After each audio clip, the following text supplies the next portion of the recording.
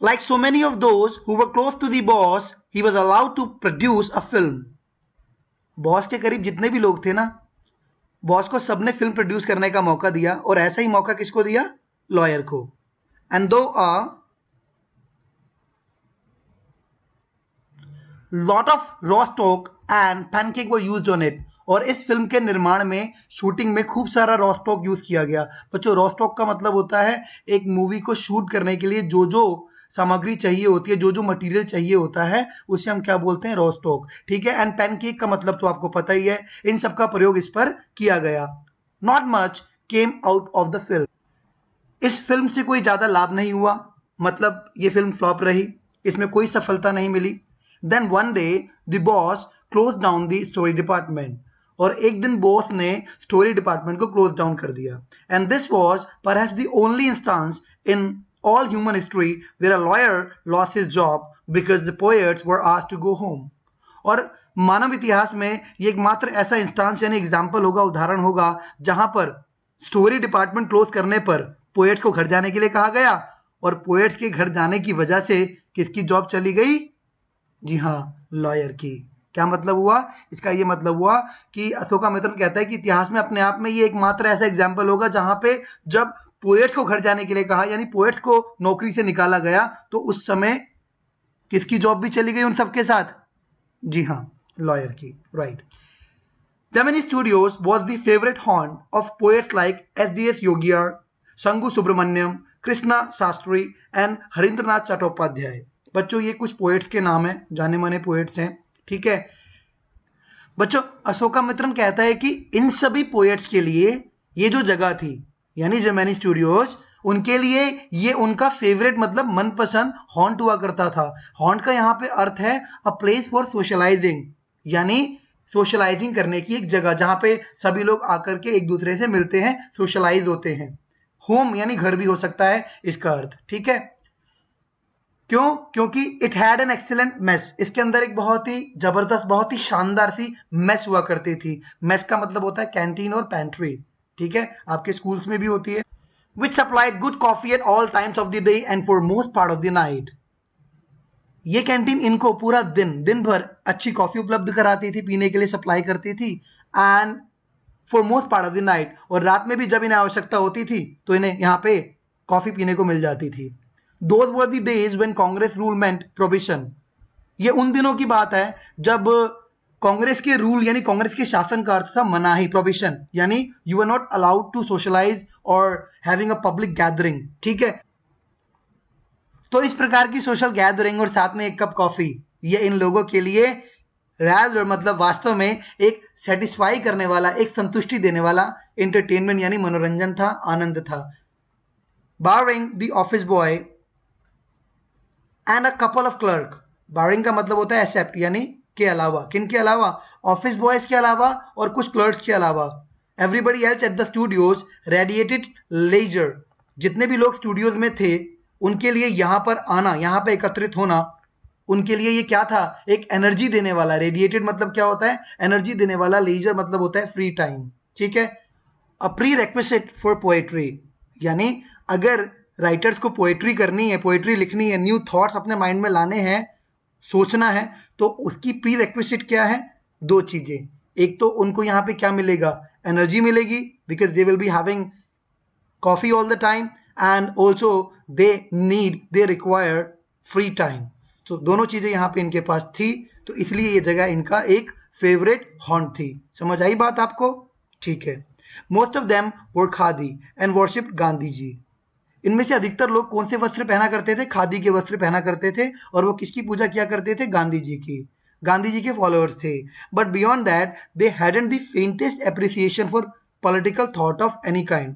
अब गांधीवादी विचारधारा के अलावा इनके मन में किसी भी अन्य पॉलिटिकल थॉट के लिए, किसी भी अन्य विचारधारा के लिए, राजनीतिक विचारधारा के लिए इनके मन में फेंटेस्ट मतलब होता है लिटिल, यानी थोड़ी सी भी एप्रिसिएशन नहीं थी. तो बच्चों, इसका अर्थ ये हुआ कि वो गांधी जी की नीतियों के, उनकी पॉलिटिकल विचारधारा के, उनकी विचारधारा क्या थी? नॉन वायलेंस एंड पीस, यानी अहिंसा और शांति, वो उसके कट्टर समर्थक थे. और इसके अलावा वे किसी अन्य राजनीतिक विचारधारा को थोड़ी सी भी एप्रिसिएशन नहीं देते थे, यानी पसंद नहीं करते थे. ठीक है. Naturally, they were all averse to the term communism. बच्चों दिस इज क्वाइट नेचुरल। वो किसको फॉलो करते हैं? गांधी जी की आइडियोलॉजी को फॉलो करते हैं। गांधी जी की आइडियोलॉजी क्या थी? Non violence and peace. तो अगर वो नॉन वायलेंस और पीस को सपोर्ट कर रहे हैं तो ऑब्वियसली वो किससे नफरत करेंगे? किसको अपोज करेंगे? एवर्स मतलब अपोज, यानी किसका विरोध करेंगे? कम्युनिज्म का। बच्चों कम्युनिज्म का मतलब होता है साम्यवाद, क्योंकि कम्युनिज्म किसको सपोर्ट करता है? वायलेंस को सपोर्ट करता है। तो वो इससे नफरत करेंगे, इससे पसंद नहीं करेंगे। ठीक है, मैं आपको थोड़ा कम्युनिज्म डिफाइन कर देता हूं। अ थ्योरी और system of social organisation in which all property is owned by the community. बच्चों ये एक ऐसी थ्योरी है, एक ऐसा सिस्टम होता है जिसमें जो समाज होता है, सामाजिक संस्था होती है, उस समाज में, उस सामाजिक संस्था में सारी प्रॉपर्टी जो है उनके मालिक कौन होते हैं? कम्युनिटी होती है, यानी पूरा समुदाय होता है। कम्युनिज्म फ्रेंच वर्ड कॉमन से बना है, जिसका मतलब है सभी का। हिंदी में बताया ना, साम्यवाद यानी समानता, बराबरी, equality. And each person contributes and receive according to their ability and needs. और प्रत्येक व्यक्ति उसमें योगदान देता है अपनी अपनी योग्यता के हिसाब से, और वो प्राप्त करता है अपनी आवश्यकता के हिसाब से। ठीक है, तो ये सिस्टम क्या कहलाता है? कम्युनिज्म। ठीक है, आपने रशियन रेवोल्यूशन के बारे में सुना होगा। A communist was a godless man. एक कम्युनिस्ट को एक गॉडलेस मैन माना जाता था, यानी ईश्वर को ना मानने वाला व्यक्ति, नास्तिक व्यक्ति। ही हैड नो फिलियल और कॉन्जुगल लव। उसके मन में परिवार के प्रति कोई लव नहीं होता। फिलियल मतलब होता है बच्चों डॉटर एंड सन से रिलेटेड लव। कॉन्जुगल मतलब होता है लाइफ पार्टनर यानी वाइफ। कुल मिलाकर के मैं बोल देता हूं फैमिली। ऐसा व्यक्ति अपनी फैमिली से प्यार नहीं करता है। He had no compunction about killing his own parents और हिज चिल्ड्रन। उसके अंदर बिल्कुल भी इस बात की रिग्रेट नहीं होती, उस बात का पछतावा नहीं होता अगर वो किसको किल कर दे, अगर वो अपने पेरेंट्स को या अपने बच्चों को किल कर दे, इस बात का उस व्यक्ति को जरा सा भी पछतावा, रिग्रेट नहीं होगा। He has always out to cause and spread unrest and violence among innocent and ignorant people. वो हमेशा आउट टू कॉज होता है, उसके पास कोई वजह नहीं होती है, और वो क्या करता है? स्प्रेड मतलब फैलाता है, अनरेस्ट मैंने बेचैनी, और वायलेंस मैंने हिंसा। किसके बीच? निर्दोष और अनजान लोगों के बीच, इग्नोरेंट एंड इनोसेंट लोगों के बीच। Such notions which prevailed floated about vaguely among the khadi clad poets of Gemini studios. बच्चों इस प्रकार के नोशंस का मतलब होता है थॉट्स यानी विचार। इस प्रकार की विचारधारा कहाँ पे प्रिवेल कर रही थी? प्रिवेल मतलब होता है स्प्रेडिंग इन कॉमन, यानी फैल रही थी हर तरफ। साउथ इंडिया में हर तरफ इस प्रकार की विचारधारा किसके बारे में? कम्युनिस्ट व्यक्ति के बारे में फैल रही थी। ठीक है, पेपर में बच्चों क्वेश्चन आता है वेरी इंपॉर्टेंट कि जो पोएट्स थे साउथ इंडिया में, ये लोग नफरत क्यों करते थे? किससे? कम्युनिस्ट व्यक्ति से। उसके बारे में उन लोगों की क्या विचारधारा थी? तो बच्चों ये जो हमने पढ़ा है ना पूरा, ये उसका आंसर है। ठीक है, वैगली मतलब होता है नॉट क्लियर, यानी धुंधली सी। Among the khadi clad poets of Gemini. Gemini के जो खादी पहनने वाले जो पोएट थे, उन लोगों के बीच इस प्रकार की विचारधारा फ्लॉट कर रही थी धुंधले तरीके से, अनक्लियर तरीके से, कि एक कम्युनिस्ट व्यक्ति बहुत ही खतरनाक व्यक्ति होता है, वो गॉडलेस व्यक्ति होता है। ना तो वो अपने बच्चों से प्रेम करता है, ना ही वो अपनी वाइफ से प्रेम करता है, और वो अपने फैमिली को, अपने पेरेंट्स को, अपने बच्चों को किल करने के बाद कंपंक्शन मतलब होता है पछतावा भी नहीं करता। ठीक है जी, आगे बढ़ते हैं। Evidence of it was soon fourth coming. और इसी बात के जो एविडेंस यानी साक्ष्य या सबूत है वो अब आगे आने वाले थे। आगे ऐसा क्या होने वाला था? बच्चों आप यहाँ पे अंडरलाइन देख रहे हैं, ये अंडरलाइन पैराग्राफ बड़ा इंपॉर्टेंट है, क्योंकि यहाँ से एक लॉन्ग आंसर टाइप क्वेश्चन आता है। एक संस्था का नाम याद रख लीजिएगा, इसका नाम है मोरल रीआर्मामेंट आर्मी। ये एक प्रकार का मूवमेंट था। ये क्या मूवमेंट था, किसने शुरू किया था, मैं आपको थोड़ा सा इसका ब्रीफ देता हूँ। ठीक है, ये है जिनका नाम है फ्रैंक बुचमैन। ये एक अमेरिकन लीडर है, और इन्होंने ये आर्मी को शुरू किया था। इन्होंने एक संस्था बनाई थी, उस संस्था का नाम था ऑक्सफोर्ड ग्रुप, और उन्होंने इस संस्था के माध्यम से इस आंदोलन को चलाया था। इसके बारे में मैं आपको बताता हूँ। Moral rearmament army was an international moral and spiritual movement. ये एक नैतिकता का पाठ पढ़ाने वाला, एक अध्यात्म का पाठ पढ़ाने वाला आंदोलन था, जो 1938 में इन्होंने शुरू किया था, और ये 1961 तक चलता रहा था, क्योंकि 61 में इनकी मृत्यु हो गई थी, यह स्वर्ग सिधार गए थे। ठीक है, ये अमेरिकन मिनिस्टर थे, जैसा कि मैंने आपको बताया, पूरा नाम डॉक्टर फ्रैंक बुचमैन। ऑक्सफोर्ड ग्रुप इनका था ये, जिसके माध्यम से ये आंदोलन पूरे विश्व भर में ये चला रहे। बच्चों यहाँ से लॉन्ग आंसर टाइप क्वेश्चन भी आ जाता है, और शॉर्ट आंसर टाइप क्वेश्चंस भी आ जाते हैं। Long answer type question basically क्या आता है कि what do you know about Frank Buchman moral rearmament army, क्या जानते हैं उसके बारे में। तो अगर आप इसको पढ़ लेते हैं अच्छे से, तो शॉर्ट भी आपके इसी में कवर हो जाएंगे। ठीक है बच्चों, ध्यान से समझिएगा। When Frank Buchman's Moral Rearmament Army, some 200 strong, visited Madras sometime in 1952. Ashoka Mitran बताते हैं कि 1952 के समय के आसपास फ्रैंक बुचमैन की मोरल रीआर्मामेंट आर्मी के लगभग 200 लोगों ने, जो कि बड़े स्ट्रांग थे, ताकतवर थे, उन्होंने विजिट किया मद्रास को। ठीक है, they couldn't have found a warmer host in India than the Gemini Studios. वो कहता है कि जितना स्वागत, जितना वार्मर तरीके से अतिथि सत्कार किया गया उनका, ऐसा स्वागत उन्हें जेमिनी स्टूडियोज के अलावा कहीं नहीं मिल सकता था मद्रास में। Someone called the group an international circus. किसी ने उन लोगों के ग्रुप को क्या कह दिया? एक अंतरराष्ट्रीय सर्कस कह दिया। They weren't very good on the trapeze. वो लोग ट्रेपीज पे अच्छे नहीं थे। ट्रेपीज क्या होता है बच्चों? ट्रेपीज अ वुडन और metal bar used in circus. कभी आप सर्कस गए हो तो आपने देखा होगा कि जब सर्कस का एंड होने वाला होता है तो लास्ट में इस तरीके से, या आपने मूवी भी देखी होगी फिर हेरा फेरी, अब आपको समझ आ गया होगा, ये पिक्चर भी आप देख रहे हैं, इस तरह से वो एक दूसरे को कलाबाजी वाला झूला कहेंगे हम इसे। ठीक है, and their acquaintance with animals was only at the dinner table. और एक तो वो ट्रेपीज में अच्छे नहीं थे, दूसरा वो कहता है कि हम उन्हें जानवरों से कंपेयर कर सकते थे जब वो खाना खाते थे, डिनर टेबल पे खाना खाते हुए देख करके ऐसा लगता था जैसे जानवर खाना खा रहे हैं। यहाँ पे थोड़ा उसने ह्यूमर ऐड किया है अशोका मित्रन ने। ठीक है, Their Jotham Valley and the Forgotten Factor ran several shows in Madras and along with the other citizens of the city. देखिए यहाँ पे बताया है कि वो जो ग्रुप था ना वो प्लेस प्रेजेंट करता था। यहाँ पे दो प्लेस के नाम बताए गए हैं, एक का नाम है जोथम वैली और एक का नाम है द फॉरगॉटन फैक्टर। ठीक है, this is Jotham valley and this is the forgotten factor. ठीक है, तो इस आर्मी के लोगों ने इसके बहुत सारे शोज चलाए मद्रास के अंदर इन प्लेस के, किनके साथ मिलकर के? Other citizen of the city, शहर के अन्य नागरिकों के साथ मिलकर के। The Gemini family of 600 saw the place over and over again. Ashoka Mitran बताते हैं कि जेमिनी फैमिली में कितने लोग काम करते थे? 600 लोग काम करते थे। अब तो बच्चों एमसीक्यूज भी आएंगे आपके, ठीक है, तो आप याद रखिएगा, कई बार ऑप्शन देगा, आपको पूछेगा कितने लोग काम करते थे, बता दीजिएगा। और एमआरए में कितने लोग थे, टोटल कितने मेंबर्स थे? 200। ठीक है, तो इस तरीके से आपको ये चीजें याद रखनी है, छोटी छोटी बातें, और इसका बहुत बेनिफिट है, आप इन डेप्थ पढ़ रहे हैं। ठीक है, बाकी बच्चे जो समरी पढ़ते हैं या जो ठीक से नहीं पढ़ते हैं तो वो एमसीक्यू वाले क्वेश्चन नहीं कर पाएंगे। तो दैट्स वेरी गुड, और यही वजह है इस तरह की वीडियोस बनाने का, ताकि आप इन डेप्थ एनालिसिस कर पाए चीजों का। जो चीज आप स्कूल में अच्छे से नहीं समझ पा रहे हैं वो आप यहाँ पे समझ पाए। ठीक है guys, okay. The Gemini family of 600 saw the plays over and over again. अब यहाँ पे रहने वाले, यहाँ पे काम करने वाले जो लोग थे जेमिनी स्टूडियोज में, उन्होंने इन नाटकों को बार बार देखा। The message of the plays were usually plain and simple. अब वो कहते हैं कि इन प्लेज में जो मैसेज होता था, जो मोरल होता था, बहुत ही सिंपल होता था। ठीक है, होमिलियस मतलब होता है रिलीजियस मैसेज, एक प्रकार का धार्मिक संदेश होता था। और जानते हो किस तरीके का? नॉन वायलेंट रहने का। ठीक है, but the sets and costumes were first rate.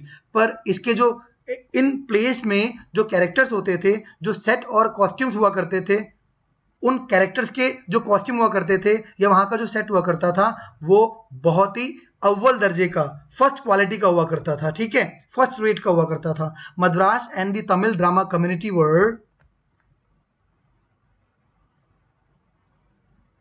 terribly impressed, and for some years almost all Tamil plays had a scene of sunrise and sunset in the manner of Jotham Valley.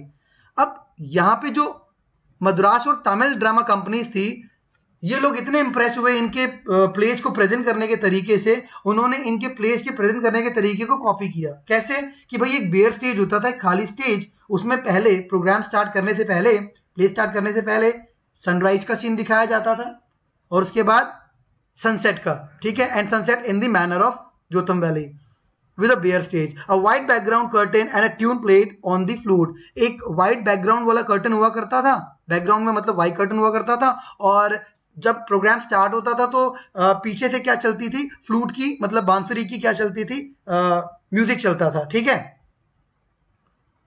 it was some years later that I learned that the MRA was a kind of counter movement to international communism, and the big bosses of Madras like Mr. Watson simply played into their hands.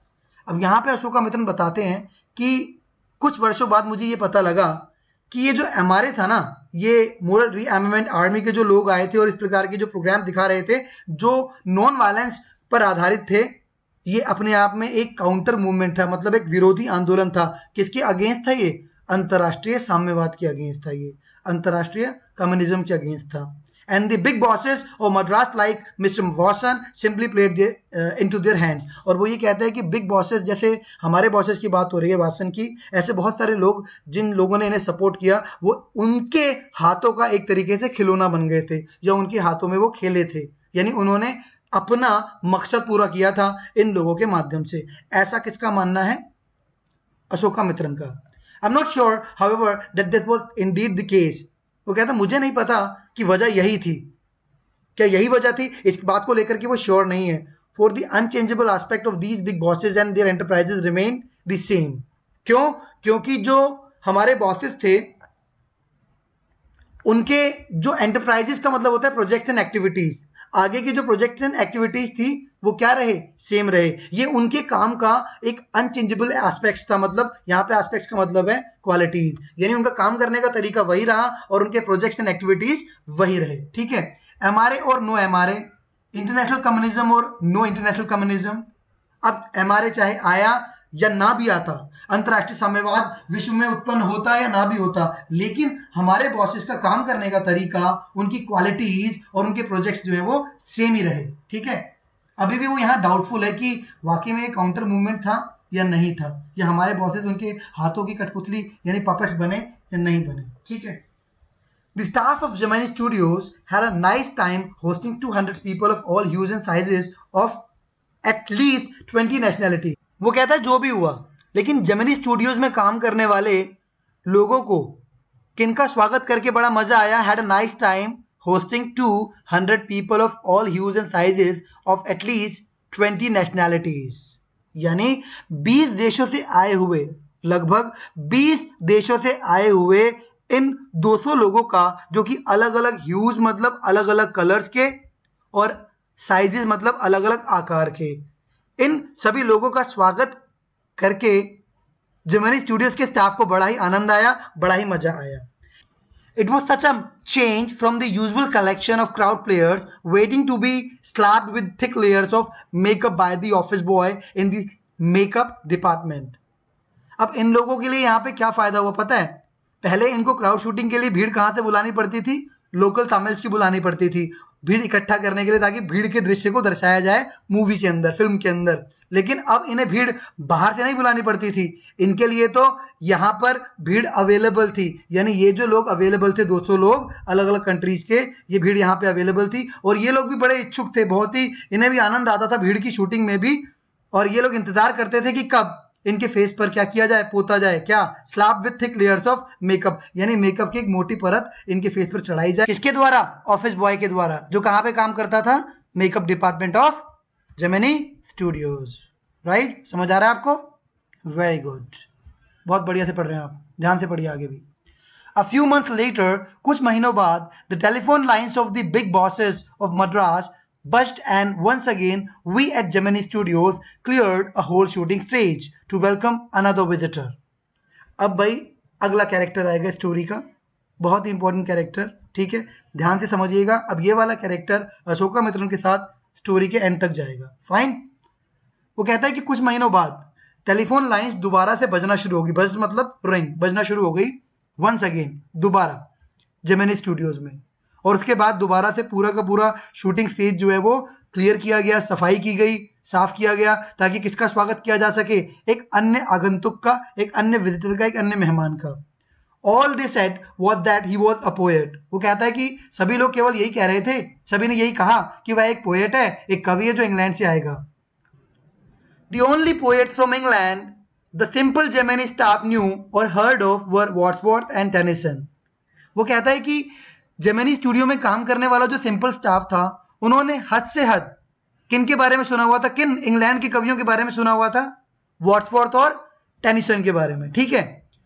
The more literate ones knew of Keats, Shelley and Byron. वो कहता है अगर well informed poet की बात करें Gemini studios के, तो उन्होंने मैक्सिमम किसके बारे में सुना हुआ था? कीट्स, शेले एंड बायरन के बारे में सुना हुआ था। They all were poet from England and one or two might have faintly come to know of someone by the name Eliot. और वो कहता है कि हो सकता है कि उनमें से एक दो फेंटली किसके बारे में जानते हो? धुंधला धुंधला किसके बारे में जानते हो? इलियट के बारे में, ठीक है। Who was the poet visiting the Gemini Studios now? अब प्रश्न ये उठता है कि कौन सा पोएट जेमिनी स्टूडियो में विजिट कर रहा है अब? ये प्रश्न सबके माइंड में था। He is not a poet, वह एक कवि नहीं है। He is an editor, वह एक संपादक है। That's why the boss is giving him a big reception. इसीलिए तो बॉस उसे इतना बड़ा रिसेप्शन दे रहा है, इतना ग्रैंड पार्टी दे रहा है उसके स्वागत में। किसी ने ये कहा कि वो एक कवि नहीं बल्कि एक संपादक है किसी न्यूज़पेपर का। इसी वजह से हमारा जो बॉस एस वासन है वो उसे इतना बड़ा रिसेप्शन दे रहा है। Vasan was also the editor of the popular Tamil weekly Ananda Vikatan. Vasan खुद एक बहुत ही प्रसिद्ध तमिल पत्रिका यानी मैगजीन के, जो कि साप्ताहिक थी, वीकली थी, जिसका नाम था आनंद विकेतना, वह उसके संपादक थे। ये पत्रिका आज भी पब्लिश होती है। this is in Tamil, right? Okay. He wasn't the editor of any of the known names of British publication in Madras. Madras में जितने भी ब्रिटिश पब्लिकेशन थे उनमें से किसी भी नोन नेम्स मतलब जाने माने प्रकाशन का वो एडिटर नहीं था। That is those non at the Gemini studios. बस जेमिनी स्टूडियोज में काम करने वाले लोग इतना ही जानते थे। Since the top men of the Hindu were taking the initiative, the surmise was that the poet was the editor of a daily. क्योंकि अब उसके स्वागत का जो इनिशिएटिव है वो कौन ले रहे थे? द हिंदू के टॉप लोग ले रहे थे, उनके बॉसेस ले रहे थे। तो सरमाइज का मतलब होता है गेस और सपोज, यानी अनुमान ये लगाया गया, गेस ये किया गया कि जो पोएट है वो एक एडिटर भी है और एक पोएट भी है, ठीक है। तो पर वो किसी डेली न्यूज़पेपर का नहीं है, but not from the Manchester guardian और लंदन टाइम्स। ना तो वो ब्रिटिश न्यूज़पेपर मैनचेस्टर गार्डियन का एडिटर है, ना ही वो लंदन टाइम्स का है। ये the London times and this is the Manchester guardian, ठीक है। That was all that even the most well informed among us new. यानी बस इतना ही हमारे बीच जो सबसे ज्यादा जानने वाले लोग थे वो इतना ही जानते थे। At last around 4 in the afternoon the poet or the editor arrived। और आखिरकार दोपहर में 4 बजे वो जो पोएट है या फिर एडिटर वो अराइव मतलब आ गया। He was a tall man, very English, very serious. वो बहुत ही टॉल व्यक्ति था, बहुत ही इंग्लिश मतलब एक अंग्रेज गोरा चिट्टा, वेरी सीरियस मतलब बहुत ही गंभीर, and of course very unknown to all of us. और बेशक वो हम सब के लिए बहुत अजनबी था। Battling with half a dozen pedestal fans on the shooting stage. वो शूटिंग स्टेज तक कैसे पहुंचा? रास्ते में रखे लगभग आधा दर्जन पेडेस्टल फैन मतलब होता है stand with a base at the bottom, और ये स्टैंड आपको दिख ही रहा है, ठीक है। तो उनसे संघर्ष करता वो शूटिंग स्टेज तक पहुंचा। The boss red out a long speech. अब बॉस ने उसके स्वागत में एक वेलकम स्पीच रीड आउट की, ठीक है। It was obvious that he too knew precious little about the poet. ये बात स्पष्ट थी कि हमारा बॉस भी बहुत कम जानता था, बहुत कम महत्वपूर्ण बातें जानता था। किसके बारे में? उस पोएट के बारे में या फिर उस संपादक के बारे में। The speech was all in the most general terms, but here and there it was peppered with words like freedom and democracy. Boss की स्पीच में बहुत ही साधारण शब्दों का प्रयोग किया गया था, ठीक है। बट यहां वहां कहीं कहीं उस स्पीच में कैसे शब्द पेपर्ड मतलब भरे हुए थे? रिच विद, किन शब्दों से वो स्पीच भरी हुई थी? लाइक फ्रीडम एंड डेमोक्रेसी, यानी स्वतंत्रता और लोकतंत्र। देन द पोएट स्पोक, उसके बाद पोएट बोला। He couldn't have addressed a more dazed and silent audience. वो इतने साइलेंट मतलब शांत और डेज्ड मतलब होता है कंफ्यूज्ड और सरप्राइज, उनको कैसे संबोधित कर सकता था?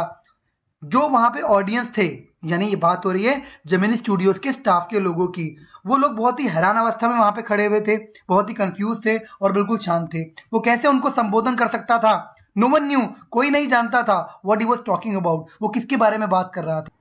And his accent defeated any attempt to understand what he was saying. और उसका बोलने का तरीका जो था, अगर कोई उसकी बात को समझने का प्रयत्न भी करे तो वो जिस तरह की एक्सेंट में बोल रहा था, इंग्लिश एक्सेंट में, उसको समझना असफल हो रहा था। सारे प्रयास, सारे अटेम्प्ट असफल हो रहे थे। The whole thing lasted about an hour. ये सब कुछ 1 घंटे तक चला, 1 घंटे बाद खत्म हो गया. Then the poet left, poet चला गया. And we all disperse in utter bafflement. और हम सभी लोग जो है बहुत ज्यादा, बेफलमेंट मतलब होता है इन अ स्टेट ऑफ कंफ्यूजन, यानी हैरान परेशान अवस्था में डिफरेंट डायरेक्शन में मूव हो गए. डिस्पर्स मतलब होता है मूव्ड इन डिफरेंट डायरेक्शंस, अलग अलग दिशाओं में चले गए. What are we doing? What is an English poet doing in a film studio which makes Tamil films for the simplest sort of people? अब ये सभी लोग परेशान थे, ये सोच रहे थे हम कर क्या रहे हैं, और ये एक इंग्लिश पोएट यहाँ हमारे स्टूडियो में क्या कर रहा है. हमारे स्टूडियो में तो तमिल फिल्म बनती हैं, वो भी बहुत ही साधारण प्रकार के लोगों के लिए, सिंपलेस्ट सॉर्ट ऑफ पीपल के लिए. वो व्यक्ति यहाँ पे क्या कर रहा है? People whose lives least afforded them the possibility of cultivating a taste for English poetry. भाई उनका मानना था कि वहां के लोगों में ऐसी बहुत कम संभावना है कि वो क्या कल्टीवेट कर पाए. कल्टीवेटिंग मतलब डेवलपिंग, क्या विकसित कर पाए? टेस्ट. किसके लिए? For English poetry. तो बच्चों यहाँ पे अशोकामित्रन ये कह रहा है कि वहां के सभी लोग इसलिए परेशान हो गए कि किसी को ये समझ नहीं आ रहा था कि एक इंग्लिश पोएट यहाँ कर क्या रहा है, क्योंकि यहाँ पर तो आम लोगों के लिए तमिल फिल्में बनती हैं और यहाँ पे कोई भी किसके लिए अपने टेस्ट को डेवलप नहीं कर पाएगा? इंग्लिश पोएट्री के लिए. ठीक है, तो ये व्यक्ति यहाँ पे क्या कर रहा है? The poet looked pretty baffled too. ये जो पोएट आया था ये भी काफी हैरान परेशान या कंफ्यूज दिखाई दिया. For he too must have felt the sheer incongruity of his talk about the thrills and travails of an English poet. यानी इसको भी अपनी बातों में खुद को क्या एहसास हुआ, इसे भी लगा. एक sheer का मतलब होता है टोटल और एब्सोल्यूट. incongruity का मतलब होता है inappropriateness, यानी इसे भी अपनी बातें जो है वो असंगत लगी, inappropriate लगी. किसके बारे में बात करना? अपने थ्रिल्स मतलब होता है हैप्पीनेस, एक्साइटमेंट्स, एंड ट्रेवियल्स मतलब होता है हार्डशिप्स और ट्रबल्स, यानी अपनी खुशियां या अपनी परेशानियां या अपने जीवन के संघर्ष के बारे में इसे भी बात करना बहुत ही इनएप्रोप्रिएट या असंगत सा प्रतीत हुआ ऐसे लोगों के बीच जो उसकी बात को नहीं समझ पा रहे थे. His visit remained an unexplained mystery. लेखक की विजिट यहाँ पे एक अनएक्सप्लेन्ड मिस्ट्री मतलब रहस्य की तरह रही. किसी को समझ नहीं आया कि उसका आने का यहाँ पे ऑब्जेक्टिव क्या था, उसका क्या मकसद था, क्या उद्देश्य था. The great prose writers of the world may not admit it. वो कहता है कि इस दुनिया के जो ग्रेट प्रोस राइटर्स हैं, यानी महान लेखक हैं, वो इस बात को हो सकता है कि एडमिट ना करें, यानी एक्सेप्ट ना करें. कौन सी बात को? अभी पता लगेगा आपको. But my conviction grows stronger day after day. वो कहता है लेकिन मेरा जो कन्विक्शन है वो दिन प्रतिदिन क्या होता जा रहा है? कन्विक्शन का मतलब होता है ओपिनियन और बिलीफ, यानी मेरा विश्वास दिन प्रतिदिन और भी स्ट्रॉन्ग होता जा रहा है. अब वो कौन सी बात कर रहा है जिसे बाकी लोग एक्सेप्ट नहीं करेंगे, बाकी प्रोस राइटर्स? वो कहता है कि that pros writing is not and can not be the true pursuit of genius. कि प्रोस राइटिंग जो है किसी जीनियस व्यक्ति का परसूट मतलब होता है एक्टिविटी और हॉबी. ये उन लोगों के लिए नहीं है, वो इसे इजीली परसू नहीं कर सकते हैं. क्यों नहीं कर सकते हैं? बताएगा. It is for the patient, persistent and preserving drudge. वो बोलता है ये उन लोगों के लिए होता है, ये एक्टिविटी या हॉबी उन लोगों की हो सकती है जिनके अंदर सब्र हो, जो धैर्यशील हो, धैर्यवान हो, जिनके अंदर सब्र हो, पेशेंस हो. परसिस्टेंट मतलब होता है डिटरमिन्ड, यानी पक्के इरादे वाले हो. और प्रिजर्विंग ड्रज, और उनके अंदर एक ऐसी इच्छा शक्ति हो, एक ऐसी एबिलिटी हो कि वो लगातार. प्रिजर्विंग मतलब होता है मेंटेनिंग और कॉन्टिन्यूअस और नेवर एंडिंग. ड्रज का मतलब होता है हार्डवर्क, यानी वो लगातार हार्डवर्क करने वाली उनके अंदर क्वालिटी हो, उनके अंदर दृढ़ता हो, पक्का इरादा हो, और वो सब्र वाले लोग हों. With a heart so shrunken that nothing can break it. और इन लोगों का दिल इतना श्रंकन होता है, इतना छोटा होता है कि कुछ भी हो जाए इनका दिल नहीं टूटता. Nothing can break it. जिंदगी में कोई भी नेगेटिव परिस्थिति आ जाए, कोई असफलता मिले, लेकिन इनका दिल नहीं टूटता. ये एक ऐसा व्यक्ति होता है, rejection slips don't mean a thing to him. Rejection slip का यानी यदि इस व्यक्ति के किसी वर्क के लिए, किसी राइटिंग के लिए अगर इसे रिजेक्शन मिलता है तो ये इसके लिए इस बात का कोई अर्थ नहीं है, इस बात के लिए सैड नहीं होता. He at once sets about making a fresh copy. और ये तो तुरंत क्या करता है, ये तैयार हो जाता है एक फ्रेश कॉपी लिखने के लिए of the long prose piece, एक लंबे पैराग्राफ की, and sends it on to another editor. और फिर वो किसको भेजता है, एक अन्य संपादक को भेजता है। साथ में वो क्या एंक्लोज करता है, क्या अटैच करता है, पोस्टेज मतलब होता है डाक टिकट लगाता है। किस लिए, कि सर अगर आपको ना पसंद आए for the return of the manuscript, तो आप मेरी हार्ड कॉपी, मेरी प्रतिलिपि, मेरी स्क्रिप्ट मुझे वापस लौटा दीजिएगा। It was for such people that the Hindu had published a tiny announcement. ऐसे ही डिटरमिन्ड और फर्म लोगों के लिए द हिंदू अखबार के अंदर एक छोटी सी अनाउंसमेंट पब्लिश हुई, प्रकाशित हुई, in an insignificant corner of an unimportant page. और ये अनाउंसमेंट कहाँ पे प्रकाशित हुई थी, कहाँ पे छपी थी, एक अनइम्पॉर्टेंट पेज के, न्यूज़पेपर के एक अनइम्पॉर्टेंट पेज के इनसिग्निफिकेंट कॉर्नर में, एक यूजलेस कॉर्नर में, जहां पे कोई नहीं पढ़ता, कोई ध्यान नहीं देता। किस बारे में थी ये, अ शॉर्ट स्टोरी कंटेस्ट, एक संक्षिप्त कहानी प्रतियोगिता के बारे में थी, जिसको ऑर्गेनाइज किसने किया था, एक ब्रिटिश पीरियोडिकल ने। ब्रिटिश पीरियोडिकल का मतलब होता है बच्चों मैगजीन, न्यूज़पेपर को भी बोलते हैं, जो रेगुलर इंटरवल पे पब्लिश होता है, bye the name the encounter. और इस मैगजीन का नाम क्या था, द एनकाउंटर, ये वो मैगजीन है। Of course the encounter wasn't a known commodity among the Gemini literati. वो कहता है जमीनी में काम करने वाले, जो लिटरेटी का मतलब होता है वेल इन्फॉर्म्ड लोग, जो पढ़े लिखे लोग या ऑथर्स या पोएट थे, वो लोग भी इस मैगजीन के बारे में, द एनकाउंटर के बारे में ज़्यादा नहीं जानते थे। उनके लिए एक ये नॉन कमोडिटी नहीं था, एक नॉन ऑब्जेक्ट नहीं था, उनको ज़्यादा नॉलेज नहीं थी इसके बारे में। तो वो कहता है कि I wanted to get an idea, मैं इसके बारे में एक आइडिया प्राप्त करना चाहता था कि किस प्रकार की मैगजीन है, क्या है, of the periodical before I spend a considerable sum in postage.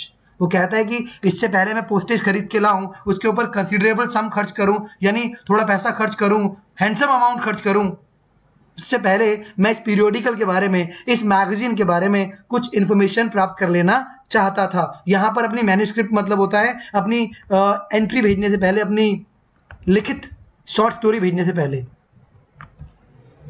कहाँ पर, इंग्लैंड में, ठीक।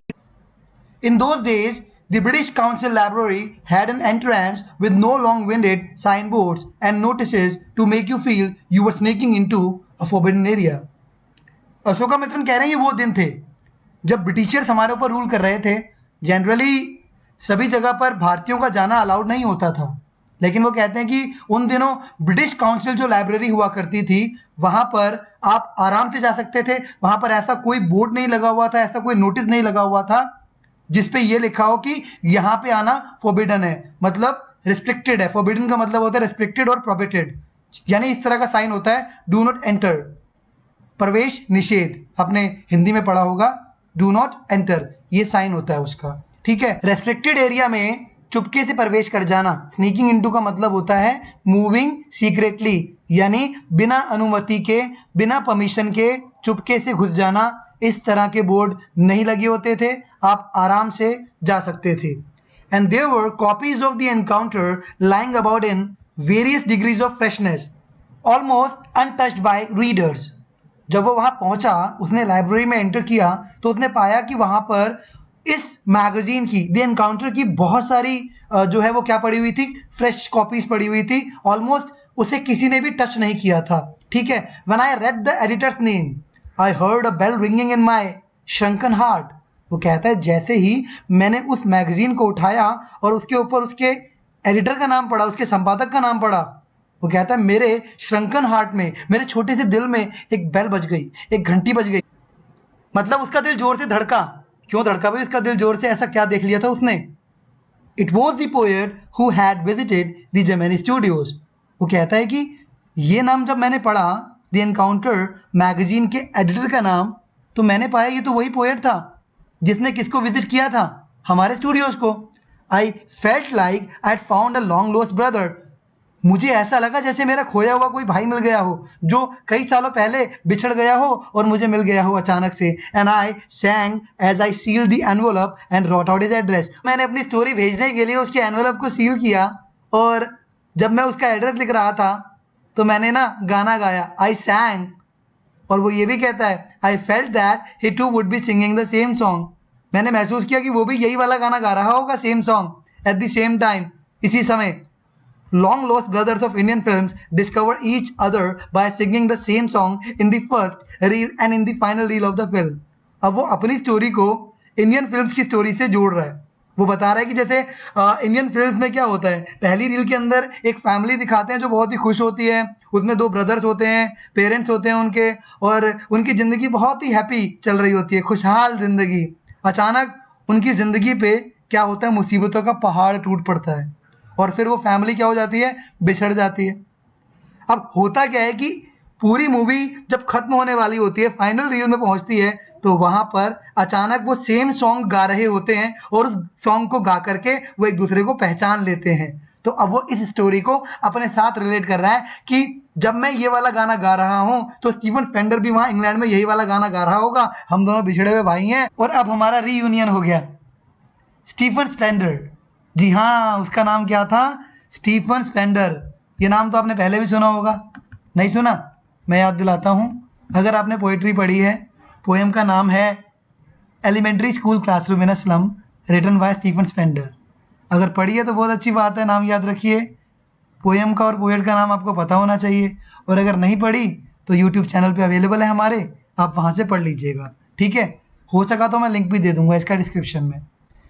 तो जी स्टीफन स्पेंडर, ये उसका नाम था, ये वो पोएट था जो जेमिनी स्टूडियोज़ में आया था, जिसकी विजिट अभी तक अनएक्सप्लेन मिस्ट्री है, और यही द एनकाउंटर मैगजीन का क्या है, एडिटर। तो ये अब अशोका मित्रन को अच्छे से पता लग चुका था। स्टीफन स्पेंडर वैसे कौन है, मैं आपको एक बारी ब्रीफ दे देता हूँ। So Stephen Harold Spender CBE was an English poet, novelist and essayist who concentrated on themes of social injustice and the class struggle in his work. आपने जो elementary school classroom in slum poem पढ़ी है, वो poem भी इसी theme पर आधारित है। कौन सी? सामाजिक अन्याय और वर्ग संघर्ष के ऊपर, ठीक है? तो इस तरह की पोइट्री इन्होंने लिखी थी, और ये जो है इनको ये अवार्ड मिला था। CB is an higher award in Britain, ठीक है, जो आपको लिटरेचर यानी साहित्य में या कला में कंट्रीब्यूशन के लिए मिलता है, योगदान के लिए, तो इन्हें भी मिला था, ठीक है? तो आगे पढ़ते हैं इनके बारे में।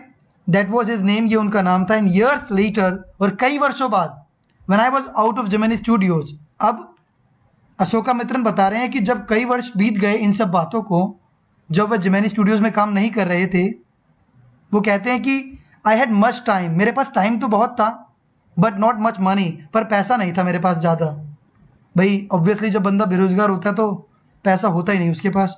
Anything at a reduced price attracted my attention, और कोई भी चीज़ कम कीमत पर मुझे मिलती थी, रिड्यूस्ड प्राइस पे मिलती थी, वो मेरे ध्यान को अपनी ओर खींच लेती थी, आकर्षित कर लेती थी।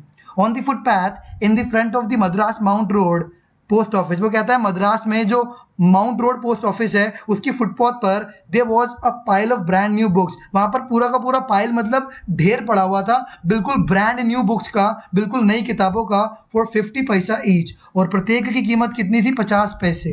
अब तो चलता भी नहीं है 50 पैसे। Actually they were copies of the same book, ये जो है वो सेम बुक की कॉपीज थी, ठीक है? An elegant paperback of American origin, और ये पेपर बैक थी, एक तो होती है हार्ड बाउंड यानी गत्ते वाली, और एक होती है पेपर बैक। तो ये बहुत ही सुंदर सी दिखने वाली, एलिगेंट मतलब सुंदर सी दिख रही थी, पेपर बैक वाली अमेरिकन ओरिजिन की ये बुक थी, special low price student edition, और ये विद्यार्थियों के लिए बहुत ही कम कीमत वाला एडिशन था, संस्करण था।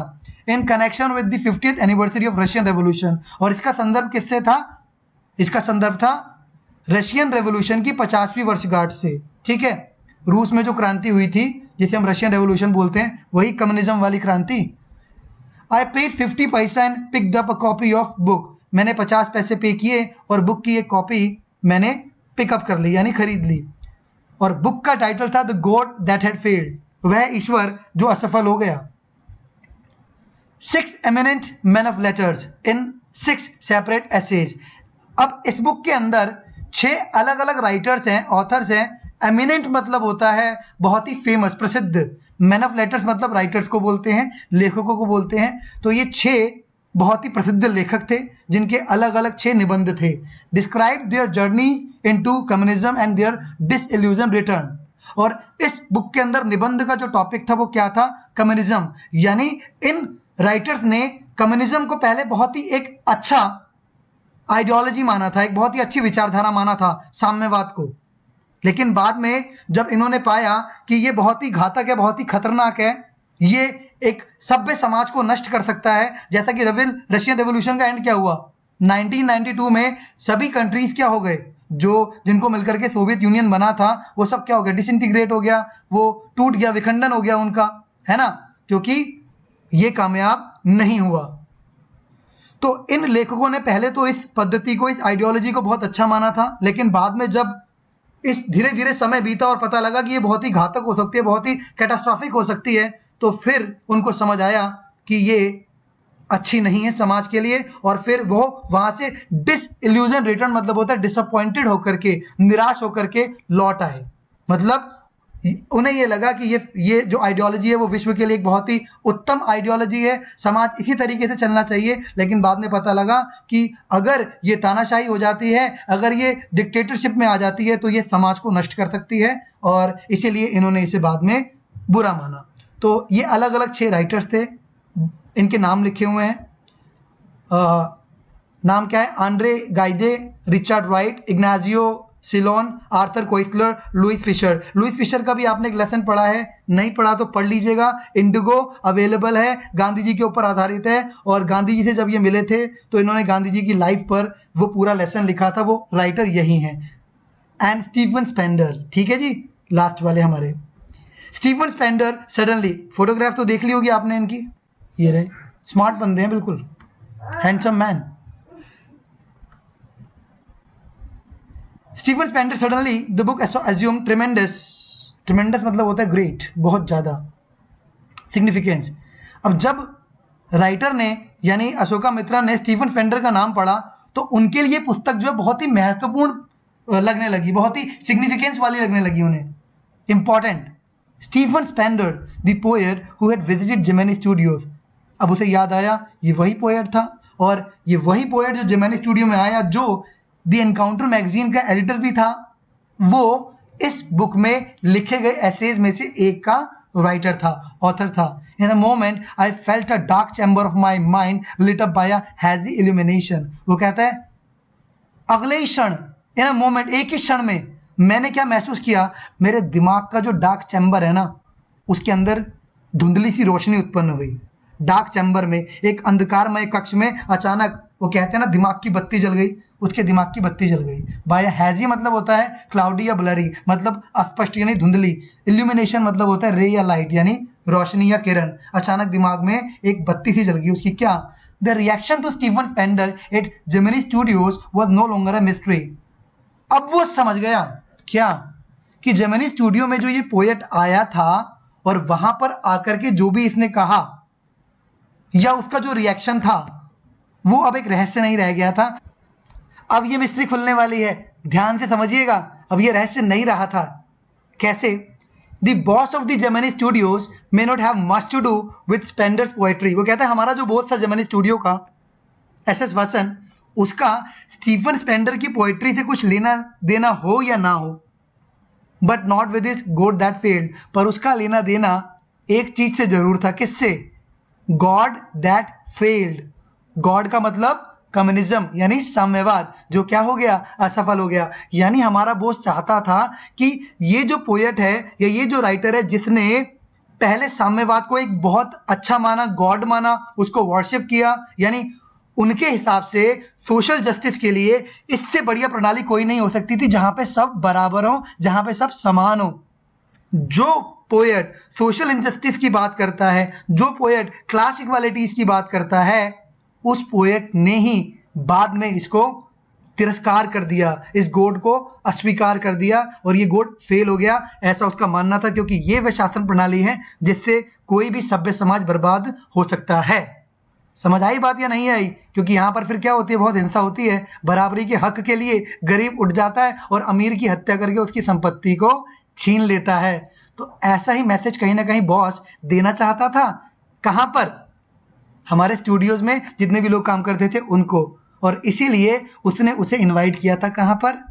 स्टूडियोज में, स्पीच देने के लिए, जिसे उस समय कोई समझ नहीं पाया था और इस प्रकार उसका वहाँ पे आना एक मिस्ट्री रह गई थी। और अब ये मिस्ट्री नहीं रही थी, क्योंकि अब उसका आने का मकसद अशोकामित्रन को क्लियर हो गया था। आई होप कि आपको भी ये क्लियर हो गया है। कोई डाउट या क्वेश्चन है तो ज़रूर कमेंट्स में पूछिए, नहीं है तो वेरी गुड, शेयर कीजिए। Sharing is caring. सभी का भला होगा, मेरा भी भला होगा, आपका भी भला होगा।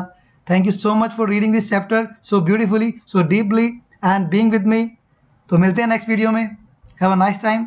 Thank you. God bless you.